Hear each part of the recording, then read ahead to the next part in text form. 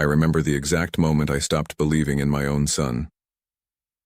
It was a Tuesday morning in March, one of those gray Midwestern mornings where the sky hangs so low you feel like you could reach up and touch it. I was sitting in my office on the third floor of Brennan Construction Headquarters, the company I had spent 37 years building from absolutely nothing, and I was staring at a spreadsheet that made no sense. Numbers that should have balanced were off by nearly $400,000. Projects that should have been profitable were bleeding money, and the signature authorizing every single questionable transaction belonged to the person I loved more than anyone else in this world, my firstborn child, my son Marcus. But I am getting ahead of myself. To truly understand how a father ends up investigating his own child like a criminal, how a man who would have given his life for his son ends up dismantling that same son's entire future, you need to understand where we came from. You need to understand who I was before all of this, who Marcus was, and how a relationship built on love and sacrifice slowly rotted from the inside until there was nothing left but betrayal and broken promises. I grew up in Rockford, Illinois, about 90 miles northwest of Chicago, in a 2-bedroom apartment above a dry cleaning business. My father worked at a machine shop until the day his heart gave out when he was only 52 years old. My mother cleaned houses for wealthy families on the other side of town, families who lived in homes so large that it took her entire day just to dust all the rooms. I learned early that if you wanted something in this life, nobody was going to hand it to you. Every single thing worth having had to be earned through sweat, sacrifice, and sometimes through sheer stubborn refusal to give up. I started working construction when I was 17 years old, hauling materials, mixing concrete, doing whatever grunt work the older guys would give me. By the time I was 23, I had earned enough to start my own small crew, just me and 2 other guys who believed in working hard and keeping our word. That was the beginning of Brennan Construction. We started with residential projects, small additions and renovations, the kind of work nobody else wanted because the margins were thin and the hours were long. But we built a reputation for quality and honesty, and slowly, year after year, we grew. By the time I was 30, I had 20 employees and we were taking on commercial projects. By 40, we were one of the largest construction firms in northern Illinois with over 200 workers and contracts worth tens of millions of dollars. I had built something real, something that mattered, and I had done it without cutting corners or compromising my values. That company was my identity, my legacy, and when I looked at my children, I saw the future it represented. I married Caroline when I was 26 years old. She was a kindergarten teacher with the kindest eyes I had ever seen, and a laugh that could light up any room she walked into. We met at a church fundraiser of all places, and I knew within 5 minutes of talking to her that I was going to spend the rest of my life trying to make her happy. We were married 7 months later, and Marcus came along 2 years after that. I will never forget the first time I held my son. He was so small, barely 7 pounds, with a shock of dark hair and these intense eyes that seemed to study everything around him, even from his very first moments in this world. Caroline always said Marcus was born old, that there was something in him that watched and calculated before he acted, even as a baby. I thought she was being poetic. Now I understand she was being prophetic. Claire came 5 years later, and from the beginning, she was different from her brother in every possible way. Where Marcus was quiet and observant, Claire was loud and joyful. Where Marcus seemed to hold himself apart from the family, always watching from the edges, Claire threw herself into everything with complete abandon. I loved them both more than I could ever express. But if I am being honest, I worried about Marcus in ways I never worried about Claire. Growing up, Marcus excelled at everything he touched. He was brilliant in school, graduating at the top of his class. He was a talented athlete, captain of his baseball team. He was charming and articulate, the kind of young man that teachers and coaches and family friends would point to as an example of success. But there was always something underneath that polished exterior that I could never quite reach. A distance, a coldness that would flash in his eyes sometimes when he thought no one was watching. I told myself it was just his personality. Some people are naturally reserved. Some people keep their emotions close to the chest. I was not going to force my son to be someone he was not just because he did not wear his heart on his sleeve the way his sister did. So I focused on what I could give him, instead of trying to change who he was. I gave him opportunities. I gave him security. I gave him a path to success that I had never had myself. When Marcus graduated from Northwestern with a degree in business administration, I brought him into Brennan Construction immediately. I started him at the bottom, just like I had started myself, because I believed that understanding the foundation of the business was essential for anyone who would eventually lead it. He spent 6 months on job sites, learning how the actual work got done. He spent a year in project management, learning how to coordinate schedules and budgets and subcontractors. And then I brought him into the executive suite, where he could learn the financial and strategic side of running a company. By the time Marcus was 30, he was the executive vice president of Brennan Construction, second in command only to me. He had proven himself capable and intelligent, and apparently dedicated to the company I had built. I was proud of him. I trusted him completely. And I was already thinking about the day when I would step back and hand him the keys to everything, confident that my life's work would be in good hands. That was my first mistake. The second mistake was believing that money and opportunity were enough to earn someone's love. I had given Marcus everything I never had: a comfortable home, excellent education, a career handed to him on a silver platter. I thought he would be grateful. I thought he would understand the sacrifice and hard work that had created the life he enjoyed. Instead, I was slowly beginning to realize he had grown to resent every single bit of it. But I would not understand that truth for a long time, not until I had lost far too much to ever get it back. Caroline died when Marcus was 28 and Claire was 23. It was ovarian cancer, the kind that hides in your body until it is too late to do anything but say goodbye. We had 8 months from her diagnosis to her death, 8 months of doctors and treatments and desperate hope that slowly gave way to acceptance and grief. Those were the hardest months of my life, and in many ways they were also the beginning of the end of my relationship with my son. During Caroline's illness, I was completely focused on her. I spent every moment I could at her side, at home or in the hospital, trying to squeeze a lifetime of love into the little time we had left.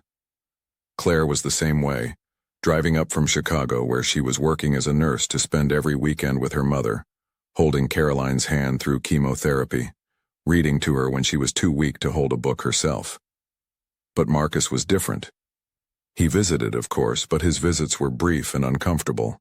He would stand at the doorway of his mother's hospital room as if he was afraid to come too close. He would check his phone constantly, always distracted by work or some obligation that seemed more important than the woman who had given him life. Caroline noticed. She tried to hide her hurt, but I could see it in her eyes every time Marcus made an excuse to leave early. One night, about a month before she died, Caroline grabbed my hand with surprising strength and looked at me with those beautiful eyes that had first captured my heart almost 40 years earlier. She said, "Tom, promise me something. Promise me you will look after Marcus. There is something in him that needs healing, something I was never able to reach. Do not give up on him, no matter what." I promised her. Of course I promised her. I would have promised her anything in that moment. But as I sat there holding her frail hand, I found myself wondering what she had seen in our son that I had missed. What darkness had she glimpsed beneath his polished surface that made her worry even as she faced her own death? I should have asked her. I should have pushed for answers instead of simply making promises I did not fully understand. But I was too focused on losing her to think about anything else. And by the time she was gone, it was too late to ask the questions that might have saved me years of pain. After Caroline's funeral, something shifted in my family. Claire threw herself into her work as a nurse, channeling her grief into caring for others who were facing the same kind of loss we had experienced. She called me every day, visited every other weekend, and slowly we built a new kind of relationship, one forged in the shared experience of losing the person who had held our family together. Marcus went the other direction. He became even more distant, more focused on the business, more ambitious in ways that sometimes made me uncomfortable. He pushed for aggressive expansion plans, wanting to take on risky projects that could have jeopardized everything we had built. He hired expensive consultants without consulting me, restructured departments without my approval, and slowly began acting as if he was already in charge, and I was just a figurehead waiting to be replaced. I told myself he was grieving in his own way. I told myself he was throwing himself into work because he did not know how to process his emotions. I made excuses for him the way parents always make excuses for their children, because the alternative was too painful to contemplate. About a year after Caroline's death, I had a heart attack. It was not a major one, thankfully, but it was enough to scare me and force me to slow down. My doctor told me I needed to reduce my stress, work fewer hours, and start thinking about retirement. I was 57 years old, and for the first time in my life I felt mortal.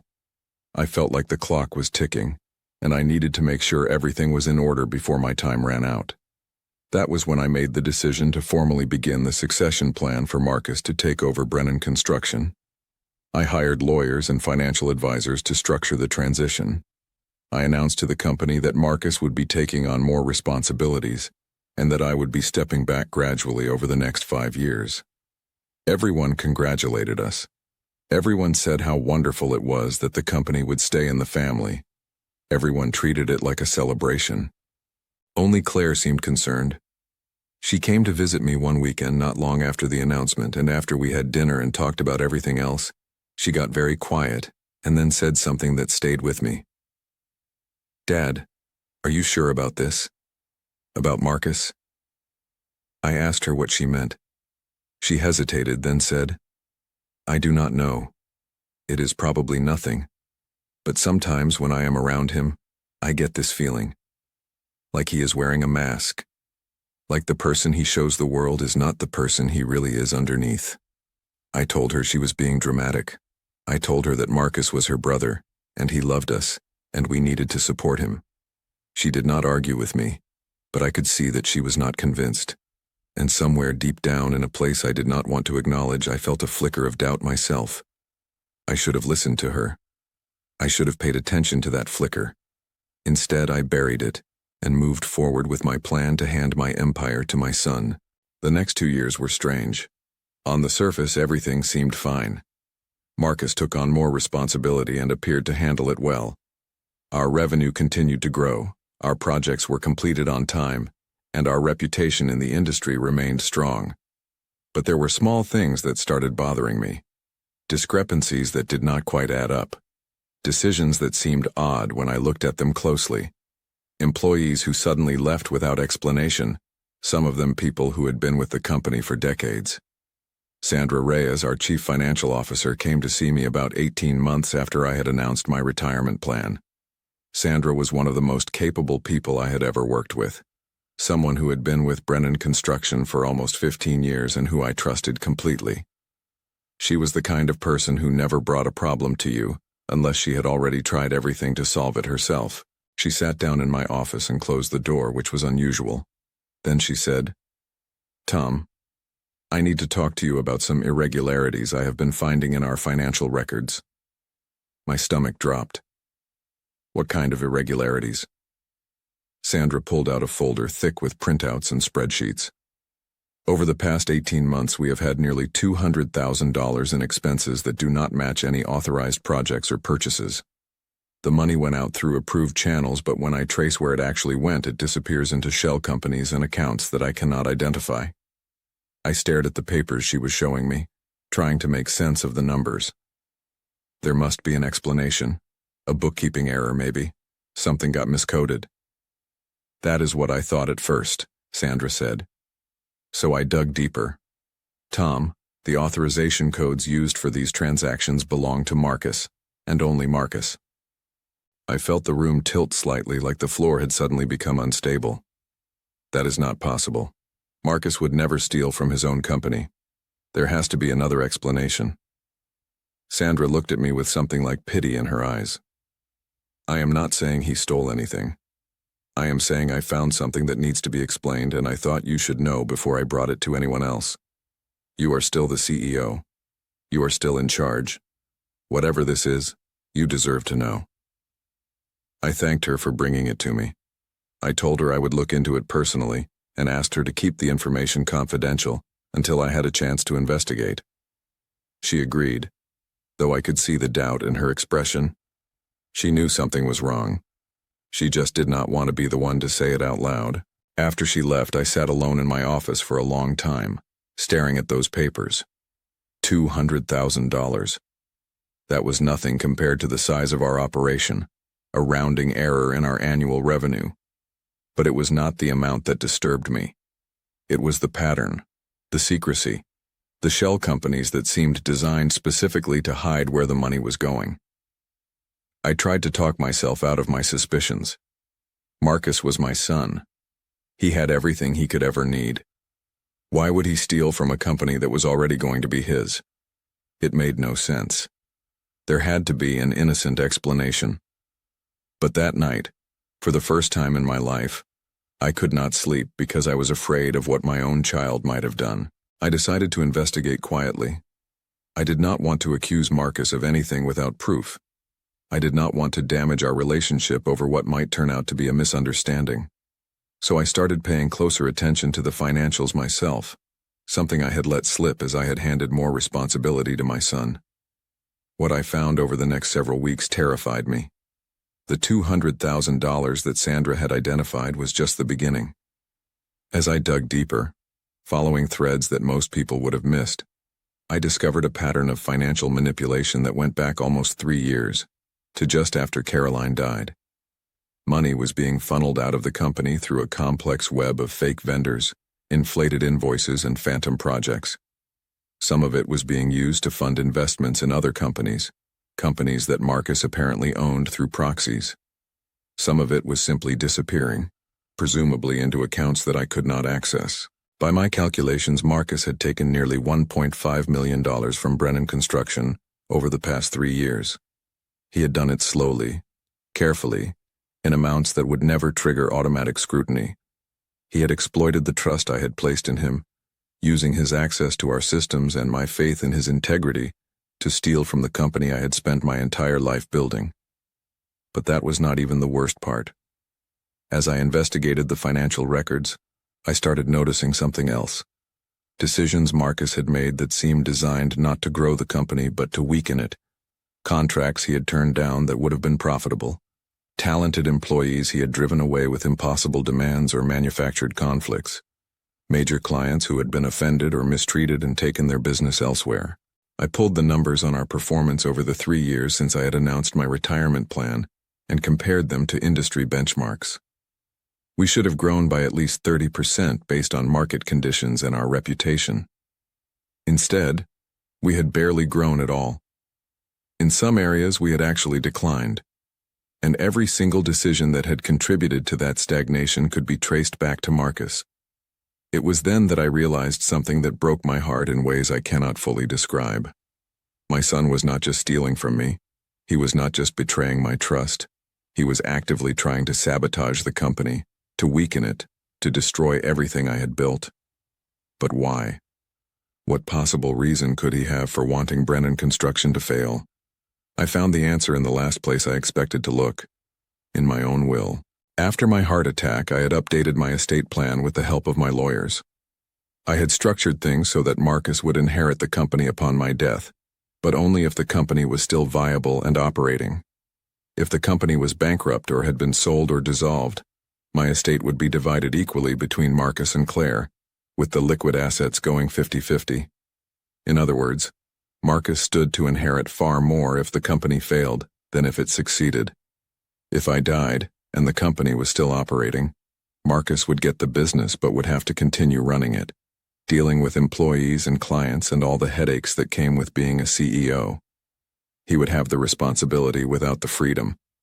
But if the company failed first, if it went bankrupt or was forced to sell, all those assets would be liquidated and Marcus would receive half of everything in cash, free and clear. No obligations, no responsibilities, just money. My son was not waiting for me to retire. He was waiting for me to fail. He was actively engineering that failure, stealing money to fund his own hidden investments while simultaneously driving the company into the ground. And he was doing it so patiently, so carefully, that no one would ever connect the dots unless they knew exactly where to look. He was betting on my death, hoping for it perhaps, and in the meantime he was making sure that when that day came, There would be nothing left for anyone but himself. I cannot describe what that realization did to me. It was like discovering that the person you loved most in the world was actually a stranger, someone who had been pretending to care about you while secretly planning your destruction. It was like grief and rage and confusion, all combined into a single overwhelming emotion that had no name. I wanted to confront him immediately. I wanted to storm into his office and demand an explanation, to force him to look me in the eye and tell me why he had done this, why he was willing to destroy his father to get what he wanted, why nothing I had ever given him was enough. But I did not do that. Because even through my pain, I knew that confrontation without proof would accomplish nothing. Marcus was smart. Marcus was calculating. If I accused him without evidence, he would deny everything, destroy whatever evidence existed, and find new ways to continue his scheme without my knowledge. No. If I was going to stop my son, I needed to be smarter than he was. I needed to gather evidence that could not be denied or destroyed. I needed to build a case so solid that when I finally confronted him, he would have no escape. And I needed to do it alone. I could not tell Claire. Not yet. She would want to help, but she was too emotional, and if she let anything slip to Marcus, it would ruin everything. I could not tell Derek Holloway, my best friend of 30 years, because Derek would want to beat Marcus senseless, and that was not the kind of justice I was looking for. I could not even tell Sandra, though she had been the one to first raise my suspicions, because I needed to protect her job if everything went wrong. For the first time in my life, I was completely alone. Over the next 6 months, I became someone I barely recognized. On the surface, I continued playing the role of the aging patriarch, slowly stepping back from the company, letting Marcus take over more and more responsibility. I pretended to be tired, distracted, focused on my health rather than the business. I let Marcus believe that his plan was working, that I was fading into irrelevance just as he had hoped. But behind the scenes, I was working harder than I had in years. I hired a private forensic accountant, someone with no connection to our company or our family, and gave them access to records I had quietly copied. I worked with a lawyer who specialized in corporate fraud, building a paper trail that documented everything Marcus had done. I even hired a private investigator to follow my son, to see where he went and who he met with when he thought no one was watching. What I discovered through those investigations made everything worse. Marcus had a secret life that none of us knew about. He owned a condominium in Chicago that was worth over $800,000, purchased through a shell company funded by money stolen from Brennan Construction. He had a girlfriend, someone I had never heard of, a woman named Victoria who apparently knew exactly where the money was coming from and did not care. He met regularly with a business broker who was preparing to help him acquire distressed construction companies, building his own empire with resources stolen from mine. But the thing that hurt the most, the detail that still keeps me awake at night when I think about it, was what the private investigator discovered about Marcus's conversations. The investigator could not record private conversations legally, but he could observe who Marcus met with and what his demeanor was during those meetings. And he reported something that chilled me to the bone. During a lunch meeting with his business broker, Marcus had apparently laughed about something, gestured dismissively, and said something that the investigator read on his lips. The old man is already half dead. Should not be much longer now. Half dead. My own son was laughing about my death with a stranger, treating it as an inevitable event that could not come soon enough.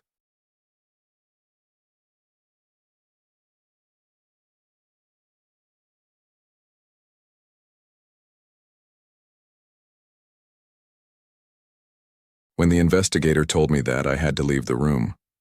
I walked into the bathroom and stood there for 15 minutes, gripping the sink and staring at myself in the mirror. The face looking back at me was older than I remembered, lined with stress and grief and exhaustion. I looked at that face and wondered how I had raised a child capable of such casual cruelty. But then something changed. The grief began transforming into something harder, something colder. My son thought I was weak. My son thought I was beaten. My son thought he could take everything I had built and walk away without consequences. He was wrong. I spent the next 3 months preparing my response. I worked with my lawyer to restructure my will so that Marcus would receive nothing if evidence of fraud was discovered after my death. I worked with Sandra, who I finally brought into my confidence, to create duplicate records of everything in the company's financial systems, backups that Marcus did not know existed and could not tamper with. I worked with Derek, who I also finally told, to quietly reach out to former employees who had been driven away by Marcus and document their experiences. The picture that emerged was damning. Marcus had systematically created a hostile work environment for anyone who might challenge his authority. He had blackmailed at least 2 employees who had discovered his financial irregularities, threatening to ruin their careers if they talked. He had manipulated client relationships to create conflicts that allowed him to blame others for his own sabotage. He was not just a thief, he was a predator. Finally, after almost a year of investigation, I was ready. I had documentation of every dollar Marcus had stolen, every shell company he had created, every lie he had told. I had testimony from former employees willing to speak on the record. I had financial records that proved the pattern of sabotage. I had everything I needed to destroy my son. But before I did anything public, I needed to give Marcus one last chance. Not because I believed he would take it, but because I needed to know for my own peace of mind that I had offered him an opportunity to explain himself. I needed to look him in the eye and give him the chance to tell me the truth. I called Marcus on a Friday afternoon and asked him to come to my house that evening. I said it was about the company, that there were some documents I wanted to review with him. He agreed immediately, probably thinking this was another opportunity to manipulate me. That evening I sat in my living room and waited. The house felt emptier than usual, filled with echoes of Caroline and the family we used to be before everything went wrong. I had a bottle of scotch on the table beside me, the good stuff that I saved for special occasions, and I poured myself a glass while I waited for my son to arrive. When Marcus walked in, I was struck again by how much he looked like me. Same build, same jaw, same way of carrying himself through a room. People had always said we could be twins born 30 years apart. Looking at him now, knowing what I knew, that resemblance felt like a mockery. "Dad," Marcus said, settling into the chair across from me. "You wanted to talk about some documents?" I studied him for a moment. He was relaxed, confident, completely certain that he was in control of the situation. He had no idea that his entire world was about to collapse. "Tell me something, Marcus," I said. "When did you start hating me?" His expression flickered just for a second before he recovered his composure. "What are you talking about? I do not hate you." "Yes, you do. Maybe you always have, I do not know. But I need you to help me understand. After everything I gave you, everything I sacrificed for you, why was it never enough? Why did you decide to destroy me?" Marcus laughed, but it sounded forced. "Dad, you are not making any sense. Are you feeling all right? Maybe we should call your doctor." "I found the accounts, Marcus, the shell companies, the money you have been stealing for the past 3 years. I know about the condo in Chicago. I know about Victoria. I know about your meetings with the business broker. I know everything." The mask fell away. I watched it happen in real time, the transformation from charming son to cold stranger. His eyes went hard, his jaw tight, and for a moment I saw something that looked almost like hate. "You were not supposed to find that," he said quietly. "No, I imagine not. But I did. And now I need to know why. You owe me at least that much." Marcus was silent for a long moment. Then he stood up and walked to the window, looking out at the darkness beyond. When he spoke, his voice was bitter in ways I had never heard before. "You want to know why? Fine. I will tell you why. Because I am sick of being grateful. I am sick of hearing about how you built everything from nothing, how you sacrificed so much, how I should appreciate everything you gave me. Do you have any idea what it is like to grow up in the shadow of someone who never lets you forget how much they did for you? I never made you feel guilty for what I provided. I just wanted you to understand the value of hard work." "The value of hard work?" Marcus laughed bitterly. "That is all you ever talked about. Work, work, work. building the company, growing the company, sacrificing everything for the company. You never saw me, Dad. You never saw what I wanted. You just saw another opportunity to build your precious legacy. That is not true. Everything I did was for you and your sister. The company was supposed to be your inheritance. An inheritance I would have to work my entire life to maintain. You were not giving me a gift, Dad. You were giving me a chain.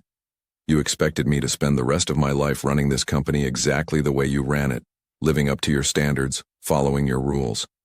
You never asked what I wanted. You just assumed I would be grateful for the privilege of continuing your work. I stared at my son, trying to understand. So you decided to destroy it instead? To steal from me? Sabotage the company? Wait for me to die so you could walk away with the money? I decided to take what I deserved, Marcus said coldly. I put in years of work at that company, years of pretending to care about construction schedules and client relationships and employee morale. Years of smiling and nodding while you told me how things should be done. I earned that money, and I was not going to spend the rest of my life waiting for you to finally step aside. You were going to get everything. I was planning to retire in 5 years and hand the entire company to you. In 5 years? I would have been almost 40 years old, still waiting for permission from my father to run my own life. Still grateful, still obedient, still playing the role of the devoted son. The bitterness in his voice was shocking, but what shocked me more was the complete absence of guilt. He did not regret what he had done. He felt entitled to it. And your mother? I asked quietly. She made me promise to look after you. She loved you more than anything. Would she be proud of what you have become? Something flickered in Marcus's eyes. Pain, maybe, or something like it. Mom is dead. She does not get to be disappointed anymore. She knew, I said. Before she died, she told me there was something in you that needed healing. Something she could never reach. I thought she was being dramatic. I understand now she was trying to warn me.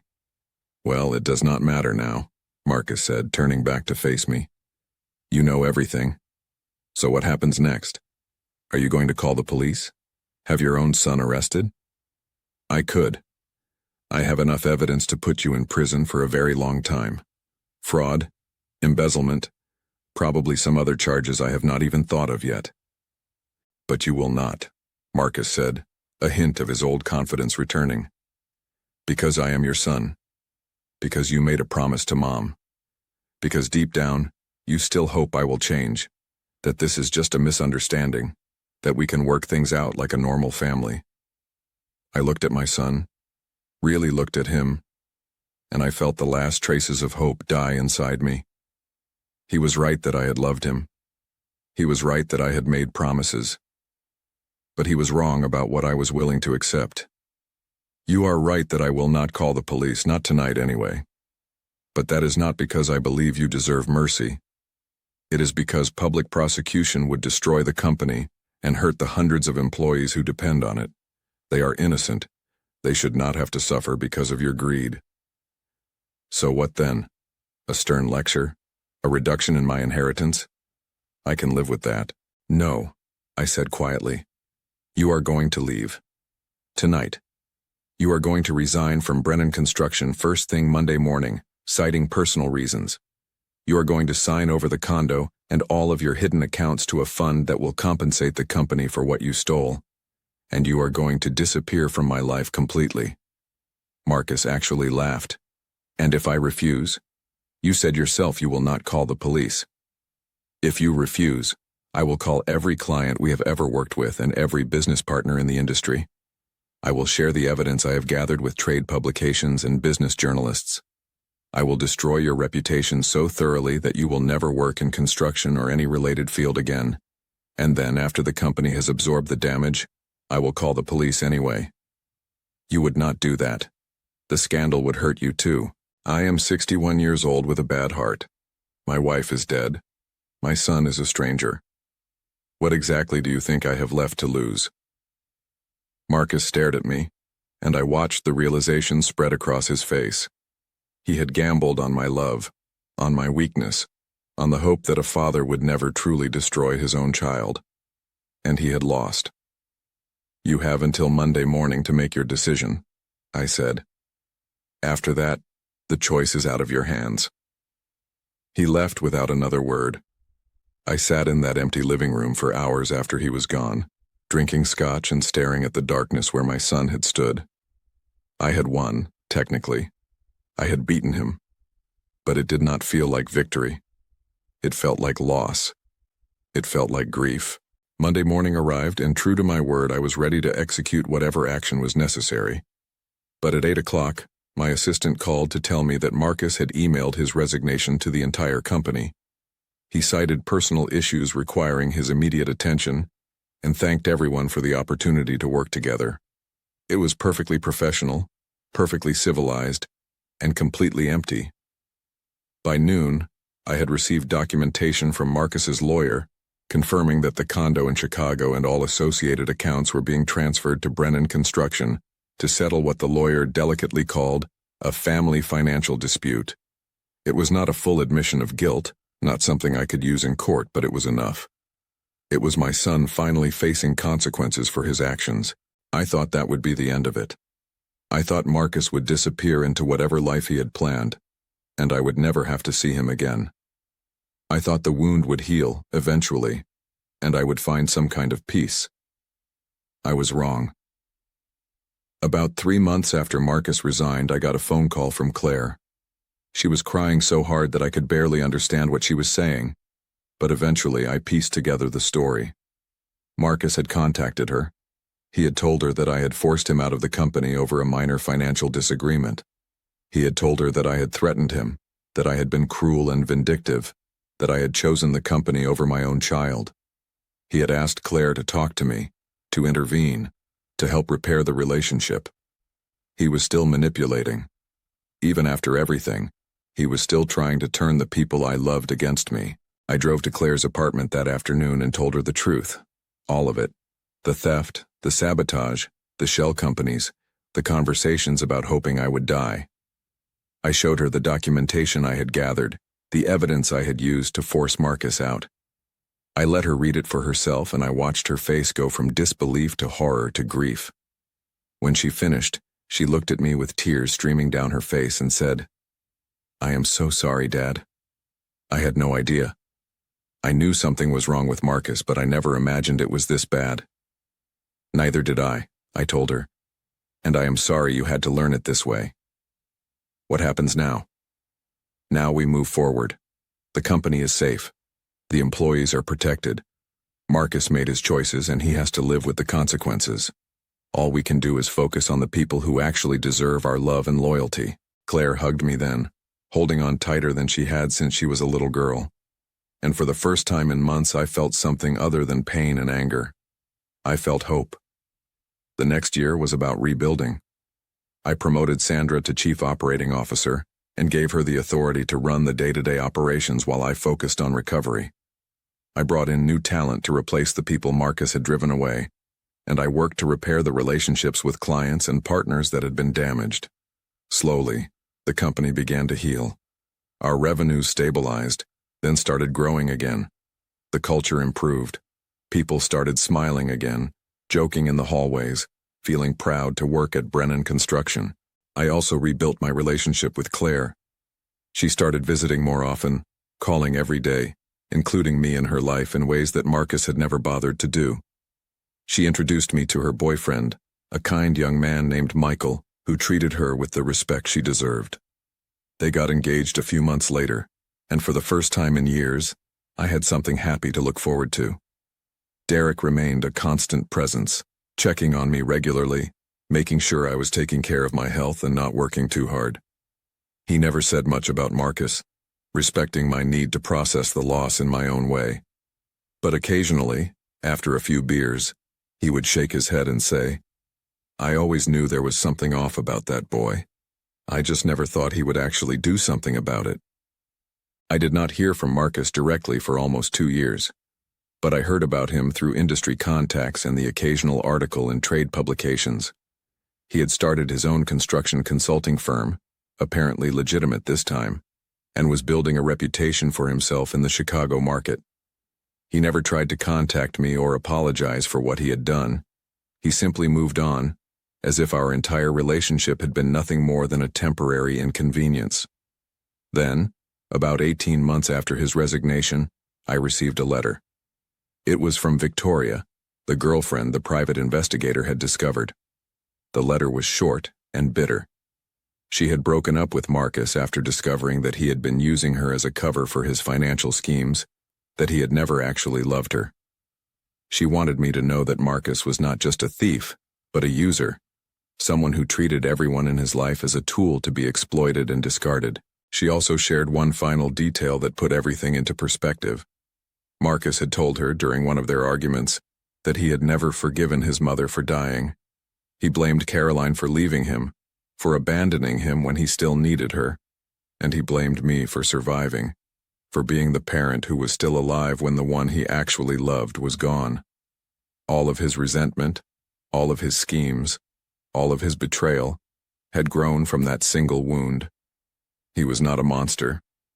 He was a damaged person who had never learned how to process his grief, and instead of seeking help, he had channeled his pain into destruction. It did not excuse what he had done. Nothing could excuse that. But it helped me understand, and understanding brought a kind of peace I had not expected. The final chapter came about 2.5 years after Marcus had resigned. I got a call from a lawyer I did not recognize, informing me that Marcus was in legal trouble. He had apparently tried the same scheme at his new company, stealing from clients and partners to fund his hidden investments. But this time, he had not been as careful.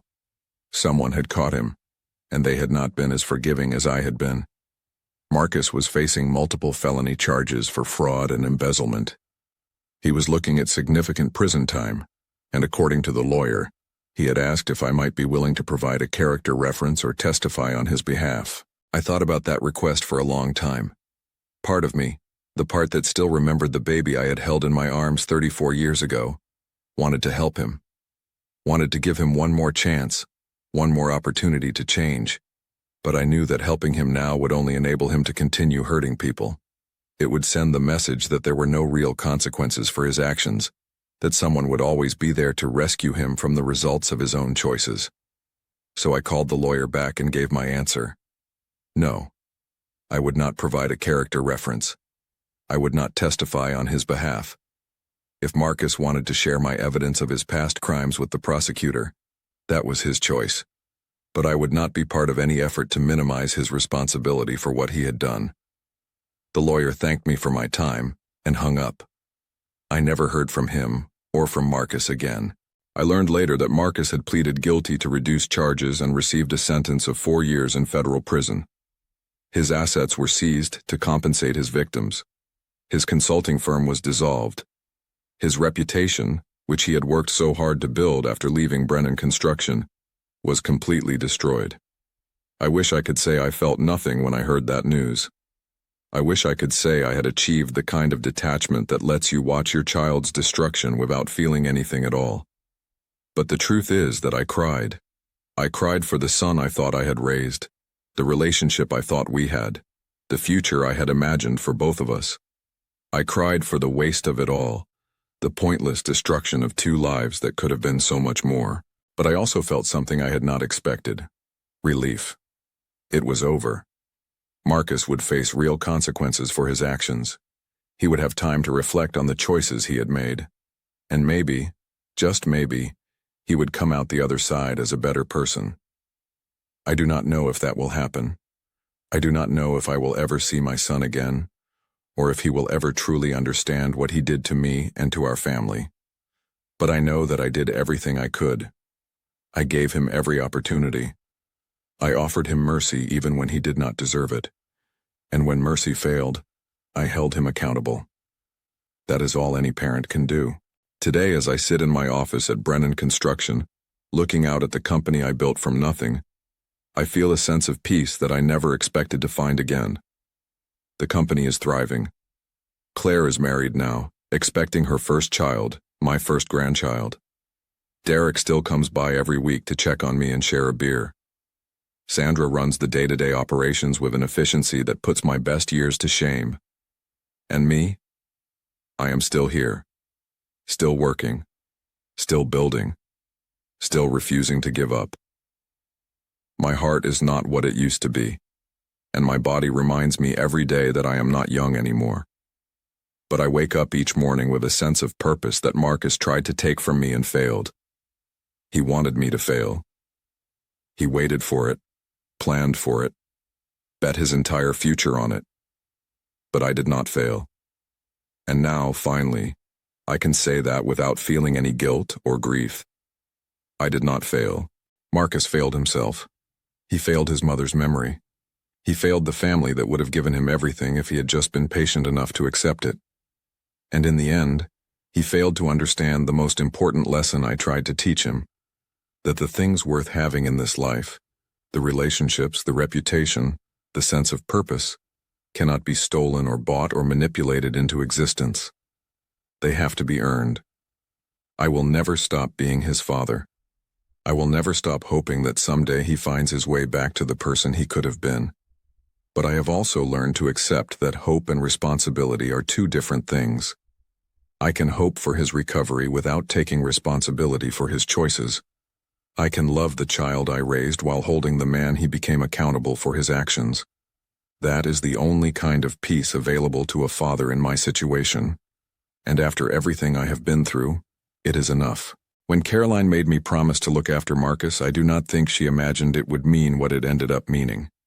I do not think she saw the betrayal coming, or the investigation, or the consequences I would eventually have to impose. But in a strange way, I kept my promise to her. I looked after Marcus. I tried to heal whatever was broken inside him. And when that failed, I protected the family and the legacy that she helped me build. Marcus is in prison now, paying for his crimes. Claire is building a beautiful life with Michael and their coming baby. The company that I started with 2 employees and a pickup truck now employs over 300 people who trust me to take care of them. That is my legacy. Not the money, not the buildings, not the contracts. The people, the relationships, the trust that I worked so hard to earn and that Marcus tried so hard to destroy. He waited for me to fail.